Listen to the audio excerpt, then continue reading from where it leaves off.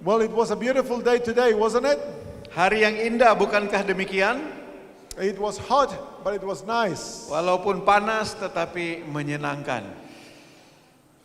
Last night, we spoke about Jesus identifying himself with us. Tadi malam kita berbicara tentang Yesus mengidentifikasikan dirinya seperti kita. In order to save us, agar supaya dapat menyelamatkan kita. the first step that Jesus took for our salvation Langkah pertama yang Yesus sudah ambil untuk menyelamatkan kita, was that he became one with us. yaitu dia menjadi salah satu dari kita. The name of Jesus Nama Yesus means Savior, berarti juru selamat. but his second name, Tetapi nama yang kedua, Emmanuel, Immanuel, means God with us. artinya Allah bersama dengan kita. So in order to be our Savior, Agar supaya menjadi juru selamat kita, God had to become one with us. Allah harus menjadi salah satu dari kita. And to become one with us, Untuk menjadi sama seperti kita, Jesus took upon himself our nature. Yesus mengambil sifat alami manusia. He became a real man Yesus menjadi manusia yang of sesungguhnya. flesh and bones. Dia punya daging dan tulang. He had a fallen nature, Dan dia mengambil keadaan manusia yang sudah jatuh di dalam dosa. and yet he was pure, undefiled, and he was innocent. Namun demikian dia adalah murni suci dan dia tidak berbuat dosa. In his body, Jesus united forever man and God. Dan di dalam tubuh Yesus itu, dia telah menyatukan manusia dengan Allah untuk And selama-lamanya. he became the elder brother. Dan dia menjadi saudara kita yang tertua. Today, the one who sits on the throne of the universe is the Son of Man. Yang hari ini duduk di atas takhta kerajaan surga adalah anak manusia. Amen. It's wonderful news. Ini adalah kabar baik. We have a wonderful Savior. Kita mempunyai juru selamat yang ajaib. Amen. We need to meditate on these things more often. Dan kita perlu merenungkan hal ini lebih sering.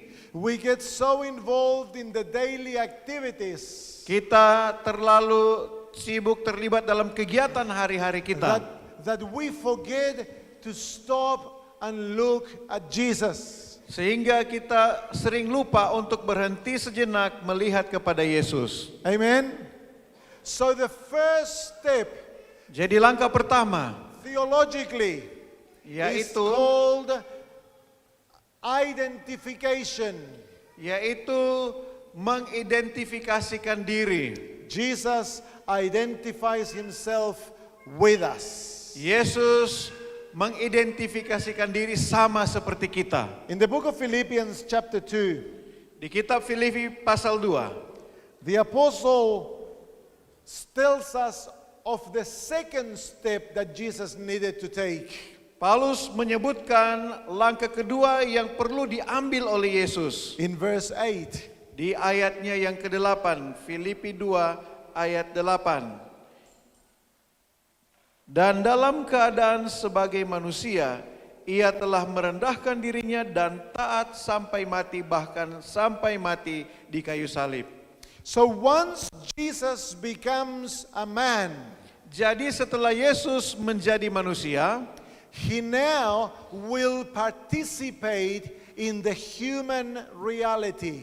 dia sekarang berpartisipasi terlibat di dalam kenyataan manusia. He would live the human life. Dia menghidupkan kehidupan manusia. He would face our life as we have to face it. Dia menjalani kehidupan manusia seperti ketika kita menghadapi kehidupan kita sebagai manusia. Without any advantages on us.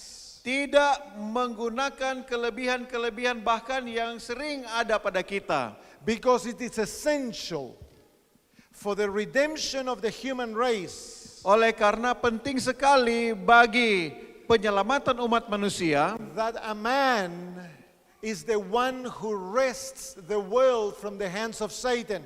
adalah seorang manusia yang membebaskan genggaman dunia ini dari kekuasaan setan. A man that is encumbered with all the realities that man faces. Seseorang yang memiliki keseluruhan dari kehidupan manusia untuk menghadapi kenyataan yang kita hadapi setiap hari. So Jesus becomes a human being. Jadi Yesus menjadi manusia Just think of this. seperti ini. The King of the universe becomes a cell in the womb of Mary. Bahwa Raja Surga itu menjadi seperti sel kecil di dalam tubuh kandungan dari And Maria. he goes right through the process of gestation.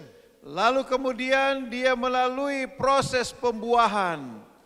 One cell divides into 2, into 4, into 8, into 4, 16, 32. Lalu kemudian satu sel ini menjadi 2, 4, 8, 16 dan selanjutnya berbagi dan And berkembang. over the weeks and months, the baby Jesus was formed in the womb of his mother. Dari minggu sampai berbulan-bulan Yesus Kristus terbentuk di dalam kandungan ibunya. Like any other human being has been born. Tidak ada bedanya seperti semua manusia yang lahir dan terbentuk di dalam kandungan ibunya. He ran the danger that Mary could have miscarried. Dia juga mengambil resiko dari bahaya keguguran. He went through the process of labor. Dan Yesus harus melalui proses persalinan. And he found himself born in a stable. Dan dia menemukan dirinya ternyata dia lahir di dalam palungan. To a carpenter's family. Dan dia hidup di dalam keluarga seorang tukang kayu. From the moment he was born, Jesus knew what it meant to be poor. Dari sejak masa kelahirannya Yesus sudah sangat memahami bagaimana itu You see, hidup miskin. Jesus could have chosen to identify himself with the high of the human race. Saudara lihat, kalau saja Yesus mau untuk dilahirkan di dalam keluarga dari orang yang kaya, dari keadaan standar manusia yang tinggi, dia dapat melakukannya. But it was not so. Tetapi dia tidak memilih hal itu. He identified himself with the lowest common denominator. Dia mengambil keberadaan sebagai manusia kepada orang-orang yang sangat rendah. He would go to the depths of fallen humanity. Dan dia mau untuk pergi sampai sejauh yang paling rendah dari keadaan manusia itu. And from there, he would lift us up to the throne of God. Agar supaya dari tempat yang rendah itu dia boleh mengangkat kita sampai kepada tahta kemuliaan What an Allah. amazing picture. Luar biasa gambaran As a yang indah little ini. boy, he learned the carpenter's trade. Sebagai seorang anak yang bertumbuh menjadi besar, dia belajar bagaimana caranya menjadi seorang tukang kayu. Could you imagine Jesus walking with Joseph up to the hills to cut trees? Kita dapat melihat bagaimana Yusuf dan Yesus berjalan. Yesus mengikuti Yusuf untuk memotong kayu di bukit. Looking at his father, how he cut the timber and he chiseled it to make furniture. Dia melihat bagaimana ayahnya memotong, memahat dan membuat furnitur. And when his father died, Lalu ketika ayahnya he meninggal, took the responsibility to provide for his mother and his home. Yesus mengambil tanggung jawab untuk membiayai, menghidupi ibunya dan keluarga kakak beradiknya For yang lain. 30 years he lived in Nazareth, Selama 30 tahun dia hidup di Nazaret. one of the worst towns in Israel. Nazaret adalah kota yang paling buruk di antara kota-kota Israel. There he rubbed shoulders with the best and the worst. Di sana dia bersentuhan dengan orang-orang yang terbaik dan orang-orang yang jahat juga. For 30 years, the people recognize he's a special boy. Selama 30 tahun itu mereka mengenal Yesus sebagai seseorang yang sangat istimewa. But he was nothing else than just a human being. Tetapi dia hanya sebagai seorang manusia. Yet all the while, Walaupun selama 30 tahun itu he was omnipotent God, dia adalah Allah yang maha kuasa. the life giver, Dia adalah pemberi hidup. the one by whose breath the universe had been created. Untuk mana dari nafasnya dia seluruh dunia ini, alam semesta diciptakan. What an amazing mystery, isn't it? Bukankah ini satu misteri yang luar biasa? The wonder of the mystery of godliness. Ini adalah keajaiban misteri dari kealahan itu. God became flesh and dwelled among us. Allah telah menjadi manusia tubuh dan daging untuk mana dia diam tinggal dengan kita. And we beheld his glory Dan kita melihat kemuliaannya as the glory of the only begotten of the Father. sebagai satu kemuliaan untuk mana dia disebut sebagai putra Allah yang tunggal. Jesus participates of the human reality. Yesus berpartisipasi di dalam kenyataan Come to the book kehidupan of Isaiah, manusia. chapter 53. Isaiah 53, Yesaya 53 verses 5 and 6. ayat 5. Sorry, 3 and 4. Yesaya 53 ayat 3 dan 4. This was our song, special song from the little girl. Okay, beautiful. Jadi inilah lagu yang dinyanyikan tadi ya. Ayat ini diambil Yesaya 53 ayat 3 dan 4. Ia dihina dan dihindari orang, seorang yang penuh kesengsaraan dan yang biasa menderita kesakitan. Ia sangat dihina sehingga orang menutup mukanya terhadap dia, dan bagi kita pun dia tidak masuk hitungan. Tetapi sesungguhnya penyakit kitalah yang ditanggungnya, dan kesengsaraan kita yang dipikulnya, padahal kita mengira dia kena tulah, dipukul dan ditindas Allah. Did you notice the words that describe the experience of Jesus? Apakah saudara memperhatikan kata-kata yang menggambarkan tentang pengalaman Yesus? He is despised and rejected, Dia dihina dan ditolak. a man of sorrows and acquainted with grief. Seorang yang penuh dengan penderitaan dan dia sangat dekat dengan kesusahan. He bore our sorrows Tetapi dia menanggung penyakit kita and he carried our own pains. dan kesengsaraan kita dipikulnya. So as Jesus identifies himself with us and participates in our reality, Jadi ketika Yesus menjadi manusia, dia mengambil keadaan manusia dan juga berpartisipasi menanggung segala sesuatu menjalani kehidupan manusia. he begins to take as his own that which we go through. Dia mulai mengambil pengalaman-pengalaman buruk yang harus kita jalani. So in other words, Jesus is purchasing our sinful reality for himself. Jadi dengan kata lain, Yesus sedang membayar dengan lunas segala pengalaman-pengalaman buruk dari dosa ini untuk ditanggung oleh dirinya. Come with me to the book of Hebrews. Kita lihat di dalam kitab Ibrani. Hebrews chapter 2 Ibrani pasal 2 and verse 14 and 15. ayat 14 dan 15. Ibrani 2 ayat 14 dan 15, karena anak-anak itu adalah anak-anak dari darah dan daging, maka ia juga menjadi sama dengan mereka dan mendapat bagian dalam keadaan mereka, supaya oleh kematiannya ia memusnahkan dia, yaitu iblis yang berkuasa atas maut. Dan supaya dengan jalan demikian ia membebaskan mereka yang seumur hidupnya berada dalam perhambaan oleh karena takutnya kepada maut. Jesus becomes a mortal human being. Yesus menjadi manusia yang fana. Why? Mengapa demikian? Because we are mortal, we die. Karena kita ini fana, kita mati.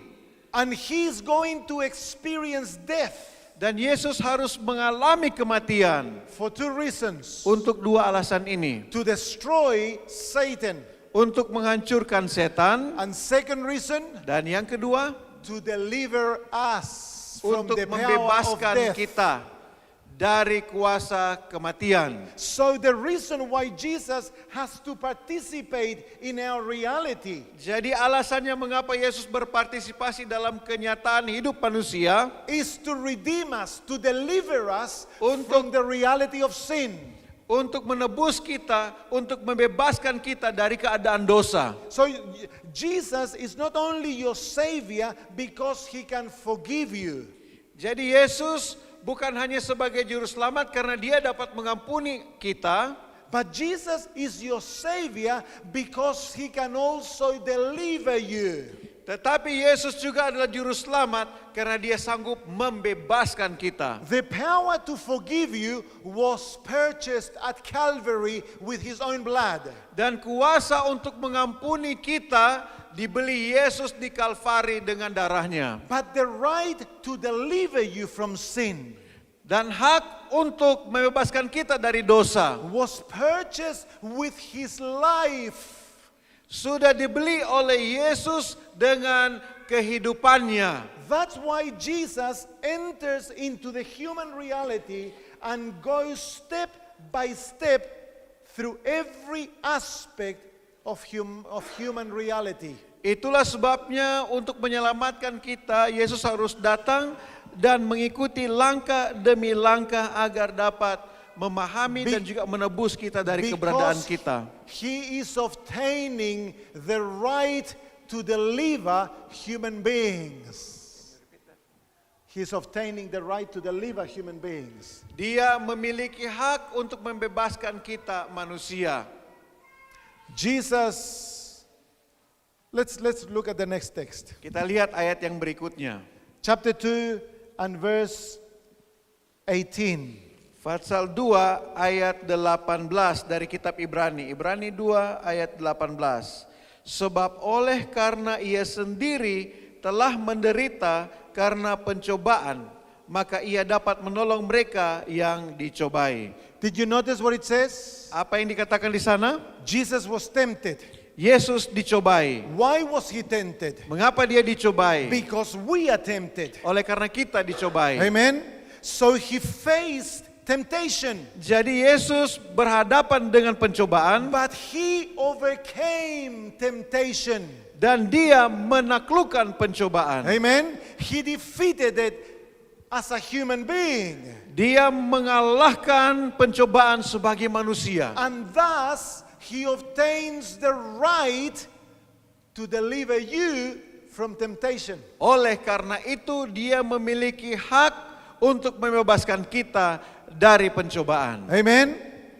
Jesus goes through death Yesus harus melalui kematian and he defeats death. dan dia mengalahkan kematian. That's why now you and I have the hope of the resurrection. Itulah sebabnya kita saat ini memiliki harapan untuk kebangkitan. Amen. Jesus goes through temptation Yesus harus menghadapi pencobaan and he defeats temptation. lalu menaklukkan pencobaan. Now he has the right to deliver you from the power of temptation. Dan itulah sebabnya sekarang dia mempunyai hak untuk membebaskan kita dari pencobaan. So Jesus took upon himself our illnesses. Jadi Yesus mengambil bagi dirinya penderitaan, kesakitan manusia. Now he has the right to heal you. Dan sekarang dia mempunyai hak untuk menyembuhkan saudara. Amen. He went through suffering. Dia harus melalui penderitaan. Now he has the right to comfort you. Dan itulah sebabnya dia punya hak untuk memberikan penghiburan kepada So the saudara. purpose of the participation Jadi maksud dari dia berpartisipasi mengambil keadaan manusia in the human reality di dalam keadaan kenyataan kehidupan manusia is to empower Jesus adalah untuk mana Yesus memiliki hak dan kuasa to aid the human race in every aspect of their experience. untuk menolong manusia menghadapi setiap aspek di dalam pengalaman kita. Amen? Did you catch that?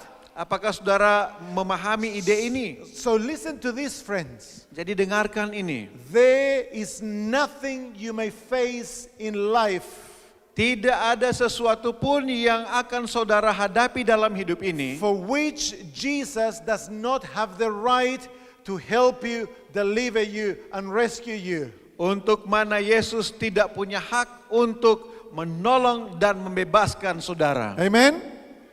We have a complete Savior who can save us to the uttermost. Kita mempunyai juru selamat yang memiliki segala kesempurnaan untuk menyelamatkan kita. Amen?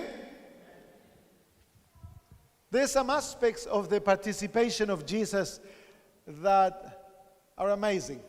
Inilah aspek-aspek yang harus dialami oleh Yesus Kristus yang sangat ajaib. In Hebrews chapter 2, Ibrani verse 10 pasal 2 ayat 10. says this. Ibrani 2 ayat 10, sebab memang sesuai dengan keadaan Allah yang baginya dan olehnya segala sesuatu dijadikan, yaitu Allah yang membawa banyak orang kepada kemuliaan, juga menyempurnakan Yesus yang memimpin mereka kepada keselamatan dengan penderitaan. Did you notice that last statement? Perhatikan ayat-ayat yang terakhir. He was made perfect through suffering. Dia sudah dibuat sempurna melalui penderitaan. Was Jesus ever imperfect? Apakah Yesus itu tidak sempurna? Never. Yesus tidak pernah tidak sempurna. But Jesus grew in perfection. Tetapi Yesus bertumbuh di dalam ketidaksempurnaan. And in that growth, Dan di dalam pertumbuhan ini, he grew through suffering. dia berkembang melalui penderitaan. Why through suffering? Mengapa melalui penderitaan? Because it is the same way that God perfects us. Itulah cara yang sama Tuhan menyempurnakan kehidupan kita. So when we go through suffering, Jadi tatkala kita melalui penderitaan, what is the purpose of suffering? What is the purpose of suffering? untuk apakah penderitaan itu? Is to perfect us. Untuk menyempurnakan kita. And when the thing gets really hard, Dan ketika penderitaan itu menjadi sangat sulit, your Savior will put his arms around you. Juru selamat kita akan menaruh tangannya kepada kita. And he will tell you that he understands perfectly what you are going through. Dan dia akan mengatakan kepada kita, dia memahami dengan sempurna keadaan yang harus kita lalui. We never suffer alone. Kita tidak pernah menderita sendirian. Because through his experience, Oleh karena melalui pengalamannya, Jesus earned the right to be our comforter. Yesus mempunyai hak untuk menjadi penghibur kita. The Old Testament says, in all their afflictions, he was afflicted with them. Di dalam kitab Perjanjian Lama disebutkan bahwa di dalam semua penderitaan Yesus bersama dengan kita. In chapter 5, verses dalam 7 and 8. Kitab Ibrani 4 ayat 7 dan 8 sampai 9. Ibrani 5 ayat 7 sampai 9. Dalam hidupnya sebagai manusia, ia telah mempersembahkan doa dan permohonan dengan ratap tangis dan keluhan kepada Dia yang sanggup menyelamatkannya dari maut, dan karena kesalehannya ia telah didengarkan. Dan sekalipun ia adalah anak, ia telah belajar menjadi taat dari apa yang telah dideritanya. Dan sesudah ia mencapai kesempurnaannya, ia menjadi pokok keselamatan yang abadi bagi semua orang yang taat kepadanya. Wow, Jesus had to learn obedience. Yesus harus belajar untuk taat. Isn't that beautiful? Bukankah satu kenyataan yang indah? Sitting on his mother's knees. Dia harus duduk di pangkuan ibunya. Jesus had to learn to memorize the Old Testament. Yesus harus belajar ayat-ayat dalam Alkitab Perjanjian He Lama. had to learn the gospel. Dia harus belajar tentang Injil. And yet he had been the one who had inspired the prophets. Namun pun demikian, sudah dialah Yesus ini yang menginspirasikan para nabi. And now a human being is teaching him the scriptures. Dan sekarang manusia yang ajarkan Yesus tentang Alkitab ini. No wonder the Bible says that he emptied himself. Sehingga tidaklah mengherankan, Alkitab mengatakan dia mengosongkan dirinya. Could you imagine as Jesus goes to the temple when he's 12 years of age Bayangkan ketika Yesus berumur 12 tahun dia pergi ke Ka'bah to present his first sacrifice. untuk mempersembahkan kurbannya yang pertama. And as he witnesses the high priest offering the sacrifice, Dan ketika dia melihat imam mempersembahkan kurban, for first time the realization is born in his mind that he is that sacrifice. untuk pertama kalinya terbesik di dalam pikirannya ketika dia melihat anak domba yang dikurbankan itu, bahwa sayalah yang adalah anak domba yang Amen. sejati itu. Jesus was a baby. Yesus adalah seorang bayi. Jesus was a child. Dia bertumbuh menjadi seorang anak. Jesus was a teenager. Dia menjadi seorang remaja, He was a youth. berkembang menjadi pemuda, And he was an adult. lalu berkembang menjadi dewasa. He lived in humanity's experience at every stage. Dia hidup dan menghidupkan kehidupan umat manusia dalam setiap Amen. tahapnya. That's why the apostle in chapter 4 writes the following words, verses 14 and 15, right through to 16. Ibrani 4 ayat 15 dan 16.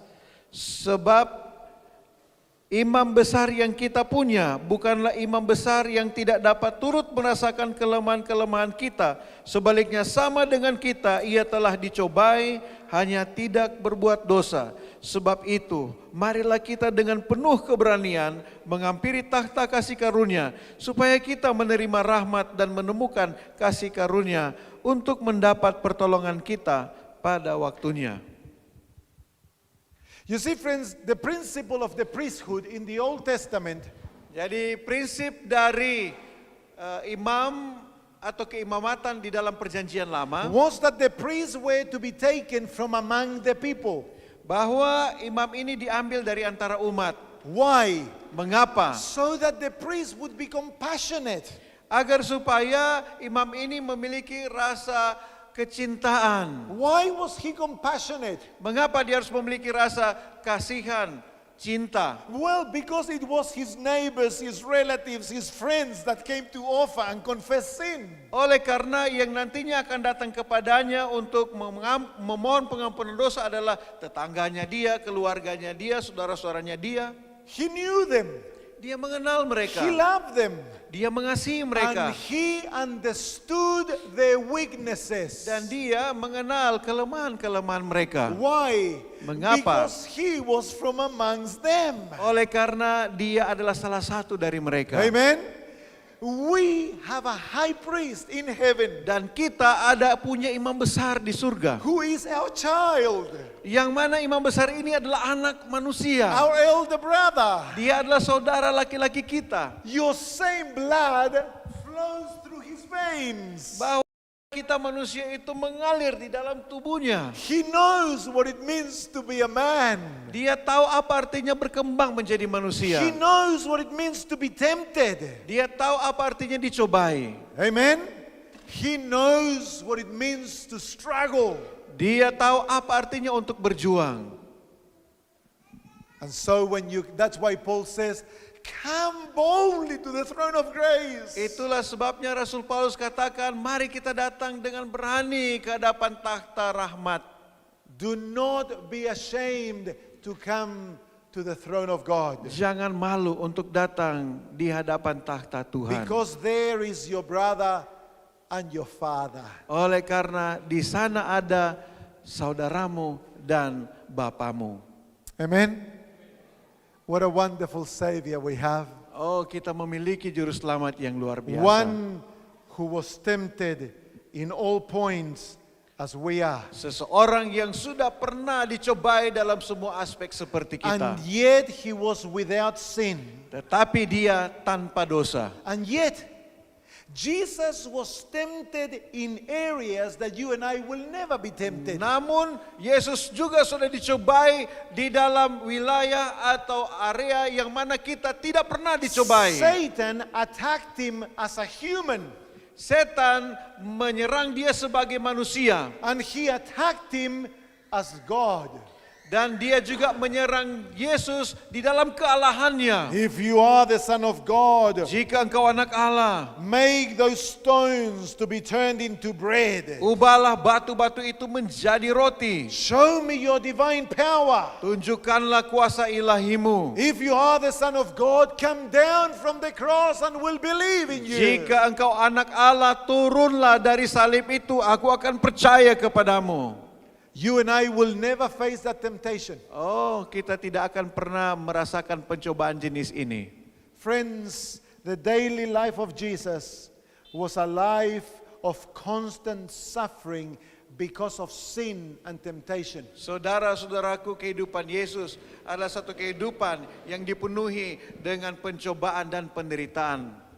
You know, in the book of Philippians chapter 2, Di dalam kitab Filipi pasal 3, the apostle tells us that when Jesus was found in appearance as a man, Paulus mengatakan bahwa Yesus Kristus dikenal dengan kehidupannya sebagai manusia. he humbled himself. Dia merendahkan dirinya. He humbled himself when he was God. Dia merendahkan dirinya ketika dia adalah Allah. And now he humbles himself as a man. Dan dia juga merendahkan dirinya sebagai manusia. Though Jesus was God, he did not live as God. Walaupun Yesus adalah Allah, dia tidak hidup seperti Allah. In the book of John chapter 8, Jesus tells us the way he lived his life. Di dalam Yohanes pasal 8 disebutkan di sana bagaimana Yesus menghidupkan kehidupannya. Chapter 8 and verse 28. Yohanes 8 ayat 28. Maka kata Yesus, apabila kamu telah meninggalkan anak manusia, barulah kamu tahu bahwa akulah dia, dan bahwa aku tidak berbuat apa-apa dari diriku sendiri, tetapi aku berbicara tentang hal-hal sebagaimana diajarkan Bapa kepadaku. Jesus says that I do nothing of myself. Yesus mengatakan, saya tidak melakukan apa-apa dari diriku. And that was true in his two natures. Dan ini benar untuk kedua sifat dia. None of the miracles that Jesus did were the result of his own divine power. Tidak ada satupun dari mujizat-mujizat yang Yesus buat itu adalah hasil dari kuasa kealahan dia, kealahan Yesus. And his victory over temptation, sin and Satan was not because of his divinity. Dan kemenangannya atas pencobaan-pencobaan bukanlah oleh karena kealahan Yesus. Jesus, what he did it because his Father was working through him. Yesus dan apa yang dibuatnya adalah melalui kuasa Allah dan kuasa Bapa yang bekerja di dalam dia. Come to John chapter 14 Di dalam Yohanes pasal 14 and verse 10 and 11. ayat 10 dan 11. Yohanes 14 ayat 10 dan 11. Tidak percayakah engkau bahwa aku di dalam Bapa dan Bapa di dalam aku? Apa yang aku katakan kepadamu, tidak aku katakan dari diriku sendiri, tetapi Bapa yang diam di dalam aku, dialah yang melakukan pekerjaannya. Percayalah kepadaku bahwa aku di dalam Bapa dan Bapa di dalam aku. Who did the works? Siapa yang melakukan pekerjaan-pekerjaan ini? Who worked the miracles? Siapa yang melakukan mujizat? Who spoke the words? Siapakah yang menyatakan perkataan-perkataan ini? It was the Father working through Jesus. Itu adalah Bapa yang bekerja melalui Yesus. So in his humanity, Jadi di dalam kemanusiaannya, Jesus surrendered his divinity and his humanity to the control of God. Dia menyerahkan kealahannya dan juga kemanusiaannya di dalam kendali dari Bapa. And there lies the secret of his victory. Dan disinilah letak kemenangan, rahasia Jesus kemenangannya. literally died to himself. Yesus secara literal dia mati bagi dirinya. The daily theme of his life was not as I will, Father, but as you will. Tema hidupnya setiap hari adalah bukan kehendakku tetapi kehendakmu, ya So Bapa. Christ lived what Paul says later, I have been crucified. Jadi Kristus dia menghidupkan satu kehidupan yang disebut oleh Rasul Paulus, aku mati. I no longer live, Bukan aku yang hidup, but Christ lives in me. tetapi Kristus yang hidup di dalam aku. Jesus could say, the Father lives in me and he does the works. Dan untuk Yesus dia dapat berkata adalah Bapa yang hidup di dalam aku dan Bapalah yang melakukan segala pekerjaan yang aku buat. There is the secret of the Christian life.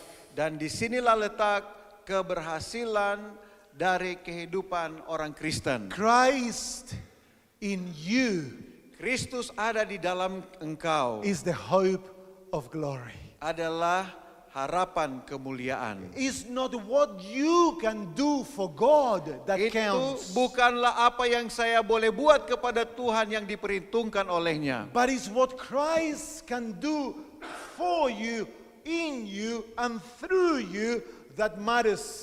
Dan ini adalah apa yang Yesus akan buat dan sedang buat di dalam kita yang penting. So the life of Jesus Jadi kehidupan Yesus becomes a perfect example menjadi contoh yang sempurna of what man can be untuk mana manusia dapat menjadi if he also would be united to divinity jika manusia itu akan menyatukan dirinya dengan keilahian, and dying to self lalu mematikan keadaan diri kita, would allow God to live his life through him. mengizinkan Allah untuk menghidupkan kehidupannya melalui kita. Amen. So the purpose of Christ's participatory life Jadi maksud dari kehidupan Yesus yang mengambil dan berpartisipasi dalam kehidupan manusia is to purchase our reality to himself, agar dia dapat membeli segala kenyataan hidup manusia bagi dirinya to give us victory. untuk membawa kemenangan bagi Amen. kita, Also to present a perfect example. dan juga untuk menyatakan contoh yang sempurna Of what man can be in Christ. untuk mana yang apa yang manusia dapat jadi di dalam Yesus Kristus. But there is one more aspect that is beautiful. Ada satu lagi aspek yang sangat indah. Come with me to the book of 2 Corinthians. Mari kita datang pada kitab 2 Korintus. 2 Corinthians chapter 5. 2 Korintus pasal 5 and verse 14. ayatnya yang ke-14 and 15. dan 15. Sebab kasih Kristus yang menguasai kami, karena kami telah mengerti bahwa jika satu orang sudah mati untuk semua orang, maka mereka semua sudah mati. Dan Kristus telah mati untuk semua orang, supaya mereka yang hidup tidak lagi hidup untuk dirinya sendiri, tetapi untuk Dia yang telah mati dan telah dibangkitkan untuk mereka. In verse 14, the apostle tells us Di ayat 4, Paulus mengatakan that when Jesus died, bahwa ketika Yesus mati, everyone died. semua mati. I want you to stop to think for a second on that statement. Saya mau kita berpikir sejenak tentang statement ini. When Jesus died, Waktu Yesus mati, you and I saudara dan saya died juga mati with Christ. bersama dengan Kristus. And then in verse 15, Dan di ayat 15 he says that he died for all. disebutkan bahwa Yesus mati untuk semua. So there is, in the death of Jesus, there is a substitutionary aspect of his death. Jadi di dalam kematian Yesus itu ada kematian pengganti, In which he takes our place. di mana Dia menggantikan tempat kita, And he suffers our penalty. lalu Dia menderita hukuman kita. But there is also a participatory aspect to his death. Tetapi ada aspek partisipasi di dalam kematiannya. When Jesus became a man, Ketika Yesus menjadi manusia, he adopted the human race in his humanity. Dia mengadopsi umat manusia di dalam And kemanusiaannya. all of us Dan- were found in him. Semua kita dapat ditemukan di dalam Yesus. I want to show you a number of Bible texts that speak of this. Saya mau tunjukkan beberapa ayat yang berbicara tentang hal ini. Come to the book of Colossians. Kita ke kitab Kolose. Colossians chapter 2. Kolose pasal 2. And we'll read verses 11 and 12.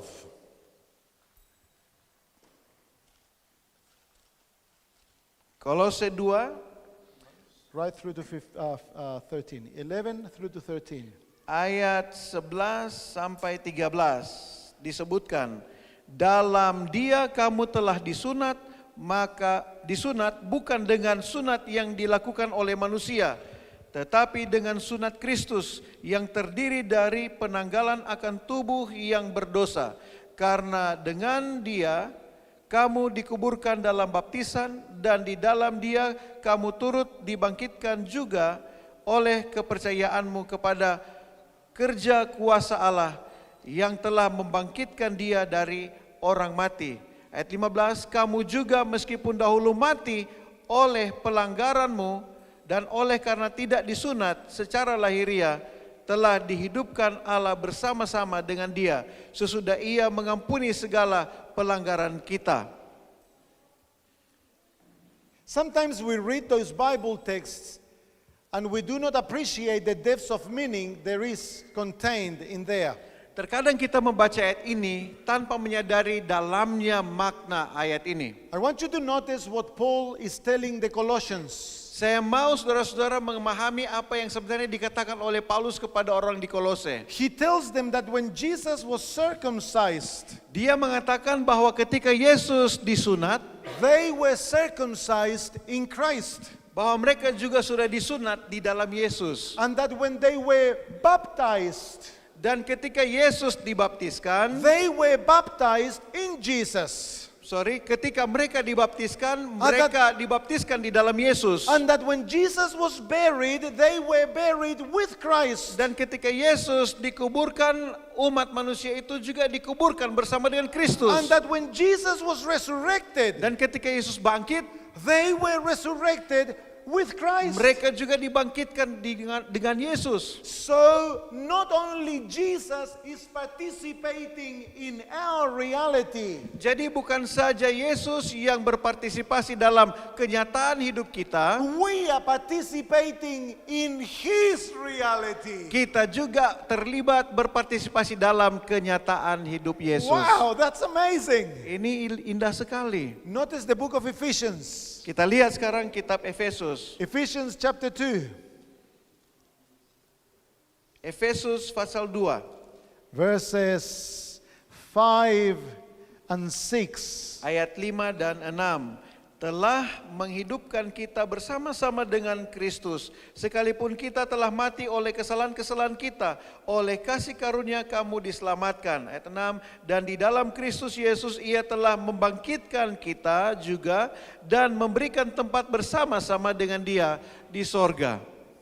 Did you hear that text? Saudara dengar ayat ini? It says, when we were dead in trespasses and sins, Ketika kita berada di dalam kematian dan pelanggaran akan dosa, we had been made alive together with Christ through His resurrection. kita telah dibangkitkan, dihidupkan di dalam kebangkitan Kristus. And when Jesus went to heaven, Dan ketika Yesus naik ke surga, He took us with Him. Dia membawa kita bersama-sama dengannya. And today, Dan hari ini we are sitting with Him in the heavenly places. kita sedang duduk di tahtanya yang di surga. Do you understand it? Apa saudara memahami hal ini? It's irrational. Ini sangat tidak masuk akal. It doesn't make sense. Tidak masuk akal sama sekali. Pastor Sam, how could I have been in Jesus 2,000 years ago? Oh, Pendeta Sam, bagaimana saya bersama-sama dengan Yesus selama 2000 tahun yang lalu? That's what the Bible says. Tapi ini yang dikatakan Alkitab. Amen? No, you are not convinced. Friends, there are times when we need to take the Word of God for what it says. Saudara-saudara, kadangkala kita harus memahami, menerima firman Tuhan itu sebagaimana yang tertulis. Listen to this. Perhatikan ini. Today, Hari ini, in Christ, di dalam Kristus, you are already in heaven. saudara sudah ada di surga. Why we are still here? So, Jadi, by faith, dengan iman, you can choose kita dapat memilih to live your life as it was lived in Jesus. untuk menghidupkan kehidupan yang sebagaimana sudah dihidupkan oleh Yesus Kristus. This is the basis of righteousness by faith. Ini adalah dasar dari pembenaran oleh iman. Why did Jesus do it? Mengapa Yesus melakukannya? The Bible calls Jesus the second Adam. Alkitab menyebut Yesus sebagai Adam yang kedua. Amen? But also, as we compare the Old Testament with the life of Jesus, Dan tatkala kita membandingkan perjanjian lama dengan kehidupan Yesus, in Jesus, we see a reflection of Noah and Abraham and Moses, even Israel. di dalam Yesus kita dapat melihat ciri-ciri yang ada di dalam kehidupan dari Nuh, Musa, orang Israel, David, Daud, Solomon, Salomo, every person in the Old Testament semua orang yang ada di perjanjian lama finds a second in Jesus. menemukan kopi, bayangan di dalam hidup Yesus. Why is Jesus the second Adam? Mengapa Yesus menjadi Adam yang kedua? Because Jesus came to redeem Adam's failure. Oleh karena Yesus datang untuk menebus kegagalan Adam. Amen? So, Jesus Jadi Yesus is the perfect Adam. adalah Adam yang sempurna. Amen? And through his life, Dan melalui kehidupan Yesus, Jesus redeems the life of Adam. Yesus menyelamatkan, menebus kehidupan dari Adam. So Adam by faith Jadi Adam dengan imannya, look forward to Jesus. dia melihat jauh ke depan pada Yesus. And he claimed his life Dan dia menuntut kehidupan Yesus itu as his perfect life. sebagai kehidupan Adam yang sempurna. Amen? Because he put his faith in Christ. Oleh karena Adam menaruh imannya kepada Yesus. The life of Christ Kehidupan yang sempurna dari Yesus is his own. sekarang menjadi bagiannya. Because as Jesus was living his life, Oleh karena tatkala Yesus sedang menghidupkan kehidupannya, he was actually carrying in his flesh Adam. dia sebenarnya mengambil di dalam tubuh jasmaninya kehidupan dari Adam. Wow. As Jesus lived his life, Ketika Yesus menghidupkan kehidupannya di dunia ini, he carried King David in him. dia membawa Raja Daud dalam dirinya. He lived the life of David. Dia menghidupkan kehidupan manusianya Daud. But where David failed, Tetapi ketika Daud gagal, Jesus had the victory. Yesus memiliki kemenangannya. Amen? So the life of Jesus Jadi kehidupan Yesus is the redemption of their life. adalah tebusan untuk kehidupan yang Amen. manusia fana yang gagal ini. So when he goes to heaven, Jadi ketika Yesus ke he surga, comes to the Father. dia pergi kepada Bapa. But who's coming to the Father? Tetapi siapakah yang harus menghampiri Bapa? Perfect Adam, perfect David, perfect Solomon in Christ. Yaitu Adam yang sempurna, Nuh yang sempurna, Daud yang sempurna di dalam Kristus. Do you remember the story we studied the other day of Abraham? Saudara masih ingat pelajaran tentang kehidupan Abraham? And how Genesis presents the imperfect life of Abraham. Dan bagaimana kitab Kejadian menyebutkan kehidupan Abraham yang tidak sempurna. And Romans presents to us the perfect life of Abraham. Dan kitab Roma menyebutkan kehidupan Abraham yang sempurna. This life of Abraham Inilah kehidupan yang sempurna ini. is Jesus. Itulah kehidupan yang benar di dalam Yesus. Amen. Isn't that exciting? Bukanlah ini sangat menyenangkan kita. Now, Sekarang ini. Jesus is my second. Jadi Yesus adalah kehidupanku, bagianku yang kedua atau kopi saya. Is his second. Itu juga adalah kehidupan pendeta Jerry yang kedua. But listen, Tapi dengar ini, 2000 years ago, 2000 tahun yang lalu, my life was already redeemed. kehidupan saya itu sudah ditebus. I have in Jesus my perfect life. Saya memiliki kehidupan saya yang sempurna di dalam Yesus. And I can choose to hide myself in Jesus. Jadi saya dapat memilih untuk bersembunyi dan tinggal di dalam Yesus. Amen. That's why Christ is my Savior. Itulah sebabnya Kristus adalah juru selamatku. Before I was born, Sebelum saya lahir, before I ever did anything evil, sebelum saya melakukan hal yang buruk dan jahat, Jesus carried Pastor Sam in his humanity. Yesus sudah mengambil kehidupan pendeta Sam di dalam keadaannya sebagai manusia. And he lived my life without one mistake. Dan dia menghidupkan kehidupanku tanpa ada satupun kesalahan. Isn't that glorious? Bukankah hal yang mulia, saudara-saudara? You are awestruck. You are. Kita semua terkagum. You don't know what to do with this. Oh, kalau kita memahami ini, orang mau buat apa? Listen. Kita kagum tentang hal ini. At the end of his life, Pada akhir dari kehidupannya, Jesus came to Calvary Yesus tiba di Kalvari. and he said to his Father, Dan dia berkata kepada Bapanya, Father, Bapa, I am Adam. akulah Adam. I am David. Akulah Daud. I am Solomon. Akulah Salomo. I am Pastor Sam. Saya adalah Pendeta Sam. I am Jerry. Aku adalah Jerry. I have sinned. I have done their evil. I choose to take their life as my own. Punish me. Saya telah melakukan dosa-dosa mereka dan saya mengambil hukuman yang harus mereka terima di dalam hidupku. 2 Corinthians 5:21. 2 Korintus 1 ayat 21.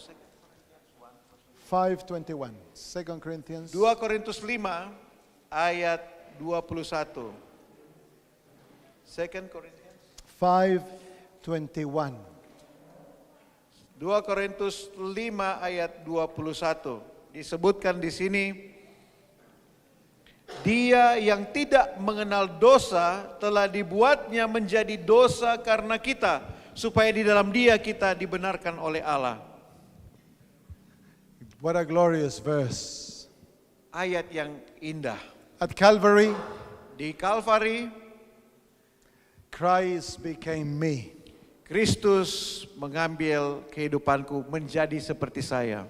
And he was punished Dan Dia terhukum for the life I lived. untuk kehidupan yang aku jalani. He was treated as guilty. Dia diperlakukan sebagai orang yang bersalah. He was rejected by God. Dia ditolak oleh Allah. And he died the second death. Dan Dia mati untuk kematian kedua. He didn't deserve it, I deserve it. Dia tidak layak untuk menerima kematian ini. Saya yang sebenarnya layak. Amen. But he identified himself with me. Tetapi Dia mengidentifikasikan dirinya sama seperti kita. He participated in my lot. Dia mengambil bagian kita. And he purchased my sins. Dan Dia membayar dosa-dosa kita. So that now, Agar supaya sekarang you and I, kita who participated in his lot, akan berpartisipasi di dalam kehidupannya. can claim his life as our own. Kita dapat mengambil kehidupannya bagi kita. And receive it as a gift. Dan menerima hidup itu sebagai pemberian. That is righteousness by faith. Dan inilah yang disebut sebagai pembenaran Do oleh you iman. understand now why the dream of Paul is Saudara to be found in Jesus? tahu sekarang betapa indahnya impian dari Paulus agar supaya kehidupannya dapat ditemukan di dalam Yesus. And his longing is to present every Christian perfect in Christ. Dan dia punya kerinduan untuk mempersembahkan orang Kristen itu sempurna di dalam Kristus. He longs for us to understand that we are complete in Jesus. Dia merindukan agar kita memahami bahwa kita sempurna di dalam Yesus. Dear friends, the gospel Saudara-saudariku, is the invitation Injil for us to hide ourselves in Christ. Injil itu adalah satu undangan agar supaya kita menyembunyikan diri kita di dalam That Kristus. he may be the one who lives. Agar Dia, Yesus, yang bisa hidup di dalam kita. You say, Pastor Sam, Kita then mungkin bertanya, everyone in the world is saved? kita mungkin bertanya, Pendeta Sam, apakah semua orang di dunia ini akan selamat? No. Tidak. Everyone in the world has been reconciled, Semua umat manusia itu sudah berdamai. but not everyone in the world will be saved, Tetapi tidak semua orang manusia di dunia ini akan selamat. because salvation is a personal choice. Oleh karena keselamatan itu adalah pilihan I pribadi. must choose to appropriate what Christ has done for me, Saya harus memilih untuk mengambil apa yang Yesus sudah buat bagiku. for this to be a reality in my own life. Dan ini bisa menjadi kenyataan di dalam hidupku. But the reality Tetapi kenyataannya, is already there. kenyataan kehidupan yang kekal ada di sana. Just think of this. Pikirkan hal ini. You could be in a prison, Kita bisa barangkali berada di penjara, left alone to die. ditinggalkan untuk mati. But by faith, Tetapi melalui iman, you can get out of the prison kita dapat keluar dari penjara. and you can sit in heaven. Dan kita dapat duduk di surga. Do you have that right? Apakah kita punya hak untuk memperoleh hal ini? Yes or no? Yes. Ya. Why? Mengapa? Because it's a reality in Jesus. Karena kenyataan keadaan kita ada di dalam Yesus. Amen. You can be dying of cancer, Dan kita barangkali akan mati oleh karena kanker. but you can rejoice Tetapi dapat kita bersuka cita in the reality of your healing. di dalam kenyataan kesembuhan. Because in Christ, Oleh karena di dalam Yesus you are not sick. kita tidak sakit. In Christ, you are living Di eternally. dalam Kristus kita hidup untuk selama-lamanya. By faith, Dengan iman you can rise above the reality of the flesh. kita dapat bangkit hidup dari kenyataan dunia tubuh yang fana To ini. a hope that is centered in heaven for Untuk us. satu harapan dari kerajaan surga yang disiapkan untuk kita. Friends, our Sahabat-sahabatku, hope is Jesus Christ. harapan kita adalah Yesus Kristus. Amen. Don't you want him? Bukankah saudara mau memilikinya? Yes, you must choose daily to have Jesus. Pilihlah setiap hari untuk menerima Yesus. I'd like to invite you then tonight to say to the Lord, Lord Jesus, Saya mau mengundang saudara untuk berkata, Tuhan Yesus, teach me daily to make my own the reality that is already in you. ajarlah aku untuk menerima realita yang sudah Engkau hidupkan. If that is your desire, would you stand that we may pray together? Jika itu kerinduan saudara, saya undang kita berdiri dan kita berdoa.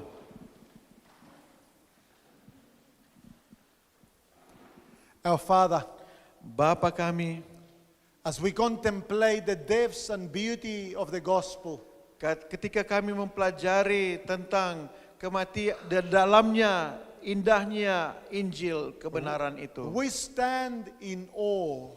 kami berdiri di dalam kekaguman. Our mind struggles to grasp these amazing truths. Pikiran kami ini bergumul untuk menerima And kebenaran yang indah ini. And we want to worship you Itulah sebabnya kami memiliki kerinduan mau menyembah Engkau, and praise you untuk memuji Engkau, for the wonder of Jesus Christ. untuk betapa ajaibnya Yesus Kristus Lord, itu. we ask you, Tuhan, kami memohon kepadamu, teach us daily ajarlah kami setiap hari to appropriate for our own untuk dapat melakukannya di dalam kehidupan kami. the reality that is already in Jesus. Kenyataan kehidupan yang indah di dalam Yesus Kristus. Thank you, Father, for doing it. Terima kasih Bapa untuk melakukannya bagi In kami. Jesus' name. Di dalam nama Yesus. Amen. Amin.